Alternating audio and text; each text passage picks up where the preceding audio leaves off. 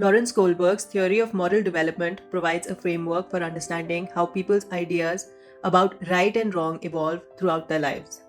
This theory is divided into three levels, each containing two stages, which reflects different ways of thinking about moral issues. Hi guys, welcome to this channel. In this video, we explore Lawrence Kohlberg's theory of moral development. If you like the content of this video, please like it and subscribe to this channel. And don't forget to press the bell icon so you're up to date on all our videos. So let's get into it.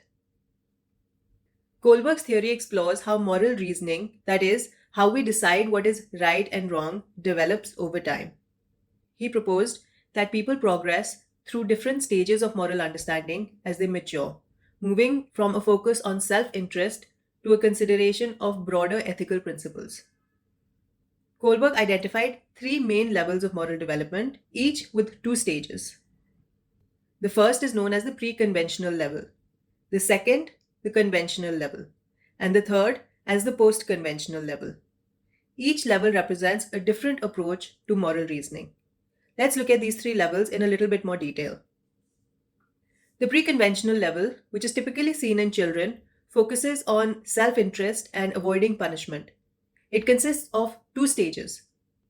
Stage 1 is obedience and punishment orientation. In this stage, people make decisions based on avoiding punishment. For example, a child might avoid hitting their sibling because they fear being scolded by their parents. Stage 2 involves self-interest orientation. Here, individuals make decisions based on what will benefit them personally. For instance, a child might do their homework not because they see the value in learning, but because they want to earn a reward or avoid a loss of privileges. Number 2, the conventional level. This is often seen in adolescents and adults. It focuses on conforming to societal norms and maintaining social order. The two stages in this level are as follows. Stage 3, which is based on interpersonal accord and conformity. At this stage, individuals want to be seen as good by others. They follow rules and expectations to gain approval. For example, a teenager might help a friend with homework because they want to be liked and maintain a positive relationship. Stage 4, authority and social order maintaining orientation. People at this stage believe in upholding laws and rules to maintain social order. For example, an adult might follow traffic laws strictly even when they think they could get away with speeding because they believe in maintaining order and respecting authority. Number 3, the post-conventional level. This is reached by some adults. It involves abstract reasoning and the consideration of universal ethical principles.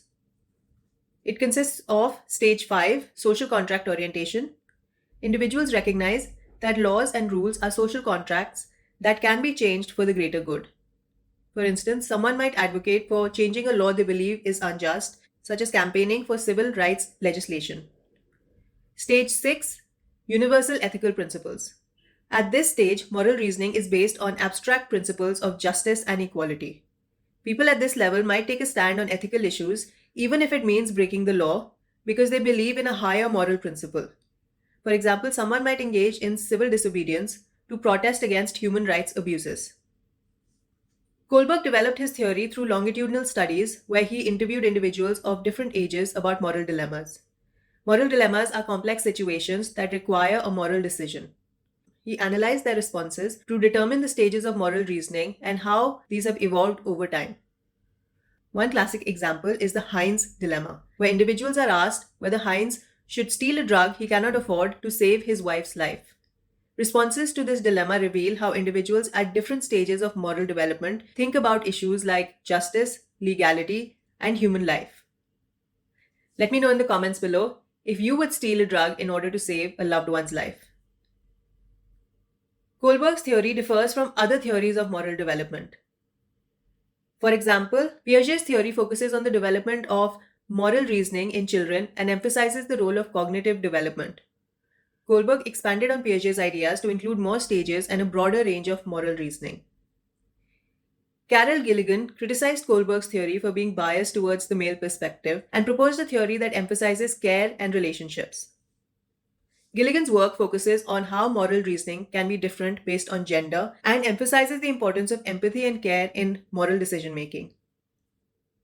Kohlberg's theory is associated with some criticisms and limitations. Kohlberg's theory has been criticized for being biased towards Western idealistic cultures, which might not accurately represent moral reasoning in collectivist cultures. Research by Carol Gilligan suggested that Kohlberg's stages might not fully account for gender differences in moral reasoning, particularly the emphasis on justice versus care. Some critics argue that moral development is not as state specific and linear as Kohlberg proposed. People might not fit neatly into one stage and can exhibit reasoning from different stages depending on the situation. Educators can use Kohlberg's theory to promote moral development by facilitating moral discussions and encouraging students to discuss and analyze moral dilemmas to help them practice higher level of moral reasoning. They can also create moral challenges for students by providing them opportunities to face and resolve moral issues that stimulate growth in moral reasoning. Kohlberg's theory suggests that moral reasoning continues to develop into adulthood, with individuals moving through the stages as they gain more experience and perspective.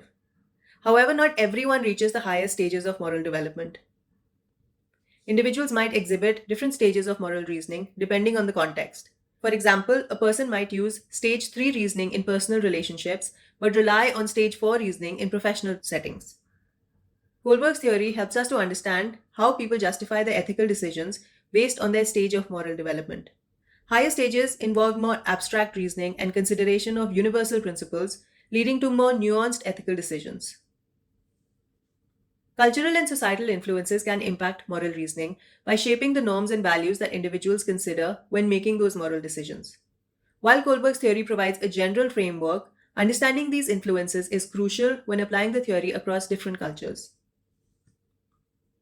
Kohlberg's theory provides insights into how children's understanding of morality evolves from self-interest to a consideration of societal rules and abstract ethical principles. Educators and parents can use this understanding to support and guide children's moral development. In conclusion, Kohlberg's theory of moral development offers a comprehensive framework for understanding how moral reasoning evolves from simple, self-centered thinking to complex, principle-based reasoning. By exploring these stages and considering criticisms, we can better appreciate the nuances of moral development and its applications in various contexts. That's it for this video. If you're looking for quality mental health worksheets and resources, please visit my Etsy shop. The link is provided in the description box below. Once again, if you like the content of this video, please like it and subscribe to this channel. And don't forget to press the bell icon so you're notified when the next video comes out. As always, thanks for watching.